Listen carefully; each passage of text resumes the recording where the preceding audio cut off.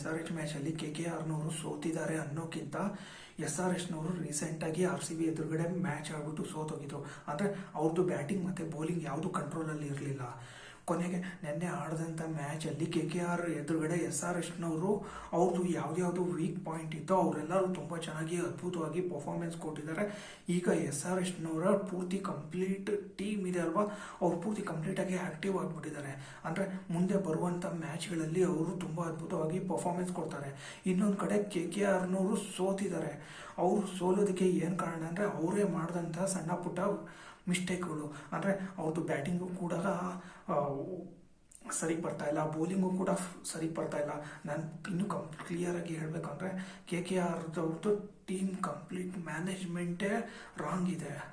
ಅವ್ರನ್ನವರು SRH ಎದುರುಗಡೆ ಮ್ಯಾಚ್ನಲ್ಲಿ ಸೋತಿದ್ದಾರೆ ಅನ್ನೋಕ್ಕಿಂತ RCB ಎದುರುಗಡೆ ಸೋತ್ಬಿಟ್ಟು SRHನವರು ತಮ್ಮ ಟೀಮ್ನ ಬ್ಯಾಲೆನ್ಸ್ ಎಲ್ಲ ಕಳ್ಕೊಂಡಿದ್ರು. ಆದರೆ ಅವ್ರು ಕಳೆದೋದಂಥ ಬ್ಯಾಟಿಂಗ್ ಮತ್ತು ಬೌಲಿಂಗ್ ಟೀಮ್ನ ಕಂಪ್ಲೀಟ್ ಪರ್ಫಾರ್ಮೆನ್ಸ್ನ ತುಂಬ ಅದ್ಭುತವಾಗಿ ಬರೋ ಥರ ನಿನ್ನೆ KKRನವರು ಅವ್ರ ಎದುರುಗಡೆ ಆಡಿಬಿಟ್ಟು ಅವರ ಟೀಮ್ನ ಒಂದು ಕಂಟ್ರೋಲಲ್ಲಿ ಬರೋ ಥರ ಮಾಡಿದ್ದಾರೆ. ಅಂದರೆ ಅವರ ಟೀಮ್ ಅಂದರೆ KKR ಅಲ್ಲ, SRH ಟೀಮ್ನಲ್ಲಿರುವಂಥ ಬ್ಯಾಟ್ಸ್ಮನ್ ಮತ್ತು ಬೌಲರ್ಗಳಿಗೆ ಒಂದು ಬ್ಯಾಲೆನ್ಸ್ ಸಿಕ್ಕಿದೆ. KKRನವರು ಮಾಡಿದಂಥ ಮೊದಲನೇ ತುಂಬ ದೊಡ್ಡ ತಪ್ಪು ಏನು ಗೊತ್ತಾ, ಈ ಮುಜರ್ಬಾನಿ ಜಿಂಬಾಬ್ವೆ ಪ್ಲೇಯರ್ನ ಸೆಲೆಕ್ಟ್ ಮಾಡಿದ್ದು. ಯಾಕೆ ಅಂದರೆ ಈಗ ಭಾರತದ ಬೌಲರ್ನ ತೊಗೊಂಡಿದ್ರೆ ಅವರಿಗೆ ಮ್ಯಾಚು ಒಳ್ಳೆಯದೊಂದು ಸ್ಟಾರ್ಟಪ್ ಸಿಕ್ಕಿರೋದು.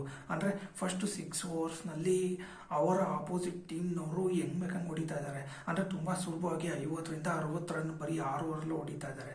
ಆ ಒಂದು ರನ್ಗಳನ್ನು ಕಂಟ್ರೋಲ್ ಮಾಡೋದಕ್ಕೆ ಭಾರತದ ಬೌಲರ್ಸ್ಗಳು ಇದ್ದಿದ್ರೆ ಅವರ ಪೂರ್ತಿ ಮ್ಯಾಚ್ ಇದೆ ಅಲ್ವಾ, ಮ್ಯಾಚ್ನ ಶುರುವಾತು ಕಂಪ್ಲೀಟಾಗಿ ಒಂದು ಕಂಟ್ರೋಲಲ್ಲಿ ಇರೋದು. ಅಂದರೆ ಮ್ಯಾಚಲ್ಲಿ ಕ್ಲಿಯರ್ ಆಗಿ ಕಾಣಿಸ್ತಾ ಇತ್ತು KKRನಲ್ಲಿ ಫಿನಿಷರ್ ಆಗಿ ಆಡ್ತಾ ಇದ್ದಂಥ ಸುನಿಲ್ ನರೇನ್, ರಮಣ್ದೀಪ್ ಸಿಂಗ್, ಅನುಕೂಲ್ ರಾಯ್ ಈ 3 ಜನ ಸರಿಯಾಗಿ ಸ್ಕ್ರೀನ್ನಲ್ಲಿ ಇದ್ಬಿಟ್ಟು ರನ್ಗಳು ತೊಗೊಂಬರ್ತಾ ಇರಲಿಲ್ಲ. ಅಂದರೆ ಈ ಡೆತ್ ಓವರ್ಸ್ನಲ್ಲಿ ಆಡುವಂಥ ಪ್ಲೇಯರ್ಸ್ಗಳು ತುಂಬ ಆ್ಯಕ್ಟಿವ್ ಆಗಿರಬೇಕು, ಯಾವ ಬಾಲ್ಗಳನ್ನು ಕೂಡ ವೇಸ್ಟ್ ಮಾಡೋ ಆಗಿಲ್ಲ. ಅಂದರೆ ನೆನ್ನೆ ನಡೆದಂಥ ಮ್ಯಾಚಲ್ಲಿ ಇವರ ಪರ್ಫಾರ್ಮೆನ್ಸು ಅಷ್ಟೊಂದು ಸ್ಟ್ರಾಂಗ್ ಇರಲಿಲ್ಲ. ವಿಕೆಟ್ಗಳು ಕೂಡ ಬ್ಯಾಕ್ ಟು ಬ್ಯಾಕ್ ಹೋಗೋದು. ಕೊನೆಗೆ KKRನವರು SRH ಎದುರುಗಡೆ ತುಂಬ ಸುಲಭವಾಗಿ ಸೋತೋದ್ರು. KKR ಟೀಮ್ನಲ್ಲಿ ಅಜಿಂಕ್ಯ ರಹಾನೆ ಒಬ್ಬ ಒಳ್ಳೆ ಪರ್ಫಾರ್ಮೆನ್ಸ್ ಕ್ಯಾಪ್ಟನ್ ಥರ ಕಾಣಿಸ್ತಾ ಇಲ್ಲ. ಅದು ಶ್ರೇಯಸ್ ಅಯ್ಯರ್ಗೆ ಕಂಪೇರ್ ಮಾಡಿದರೆ ಅವರು ತುಂಬ ಚೆನ್ನಾಗಿ ಯೂಸ್ ಮಾಡೋರು.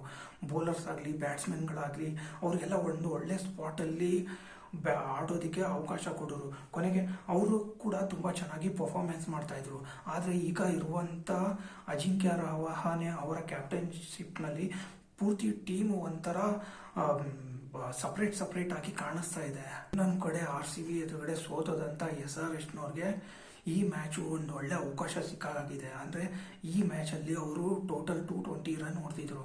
ಅದರಲ್ಲಿ ಟ್ರಾವಿಸ್ ಹೆಡ್ ಮತ್ತು ಅಭಿಷೇಕ್ ಶರ್ಮಾ ಅವರ ಕೊಟ್ಟಂಥ ಸ್ಟಾರ್ಟಪ್ ಇದಲ್ವಾ, ಅದು ಕೊನೆಯವರೆಗೂ ತೊಗೊಂಡೋಗಿ ಕೊನೆಗೆ 220+ ಟೋಟಲ್ ರನ್ನ ಹೊಡೆದಿದ್ದಾರೆ. ಅಂದರೆ ಇದು ಒಂದು ಒಳ್ಳೆ ಡಿಫೆಂಡಿಂಗ್ ರನ್ ಸ್ಕೋರ್ ಆಯಿತು. ಅಂದರೆ ಈಗ SRH ಟೀಮ್ನಲ್ಲಿರುವಂಥ ಪ್ರತಿಯೊಬ್ಬ ಬ್ಯಾಟ್ಸ್ಮನ್ಗಳು ಒಂಥರ ದಾನವ ಥರ ಕಾಣಿಸ್ತಾ ಇದ್ದಾರೆ. KKRನವರು ಬ್ಯಾಟಿಂಗ್ ಸ್ಟಾರ್ಟ್ ಮಾಡಿದಾಗ ತುಂಬ ಅದ್ಭುತವಾಗಿ ಶುರುವಾಗಿತ್ತು. ಅದು ಫೈನಲಿಂದ ಬರೀ ಮೊದಲನೇ ಓವರಲ್ಲಿ 24 ರನ್ ಹೊಡೆದಿದ್ರು.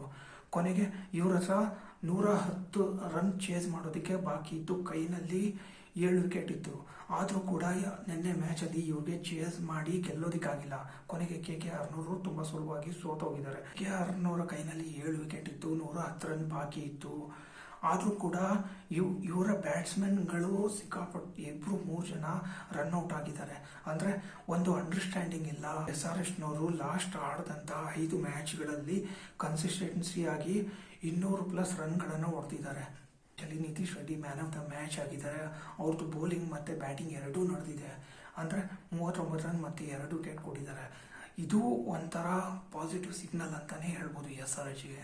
ಜದೇವ್ ಉನಾದ್ಕಟ್ ಮತ್ತು ಡೇವಿಡ್ ಪೈನ್ ಅವರು RCB ಎದುರುಗಡೆ ಬೌಲಿಂಗ್ ಮಾಡಿದಾಗ RCB ಬ್ಯಾಟ್ಸ್ಮನ್ಗಳು ಅವರಿಗೆ ಸಿಕ್ಕಾಪಟ್ಟೆ ತರಾಟೆಗೆ ತೊಗೊಂಡಿದ್ರು.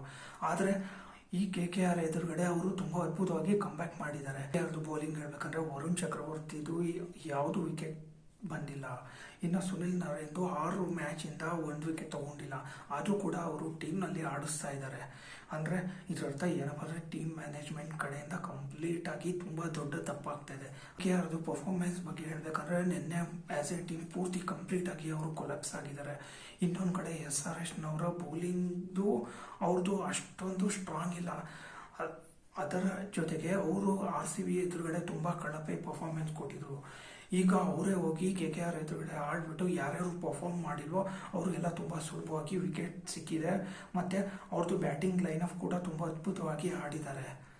ಇನ್ನು ಕ್ಲಿಯರ್ ಆಗಿ ಹೇಳ್ಬೇಕಂದ್ರೆ KKRನವ್ರದ್ದು ಯಾವುದೂ ಸರಿ ಇಲ್ಲ. ಮ್ಯಾನೇಜ್ಮೆಂಟಿಂದ ಹಿಡಿದು ಕ್ಯಾಪ್ಟನಿಂದ ಹಿಡಿದು ಇನ್ನು ಚೆನ್ನಾಗಿ ಆಡುವಂಥ ರಘುವಂಶಿಗೂ ಕೂಡ ಬ್ರೇಕಪ್ ಸಿಕ್ಕಿಲ್ಲ. ಯಾಕೆಂದ್ರೆ ಅವರು 65 ರನ್ಸಿಂದ ಸೋತಿದ್ದಾರೆ. ಅದು ಅಂಗಕ್ರಿಶ್ ರಘುವಂಶದು 9 ಬಾಲ್ಗೆ 52 ರನ್ ಹೊಡೆದಿದ್ದಾರೆ. ಅದರಲ್ಲಿ 2 6 4 4 ಬಂದಿದೆ. ಅಂದರೆ ಓವರ್ ಆಲ್ ಪರ್ಫಾರ್ಮೆನ್ಸ್ ಅಲ್ಲಿ ಈ ಅಂಗಕ್ರಿಶ್ ರಘುವಂಶದು ಬ್ಯಾಟಿಂಗ್ ಮಾತ್ರ ತುಂಬ ಅದ್ಭುತವಾಗಿದೆ.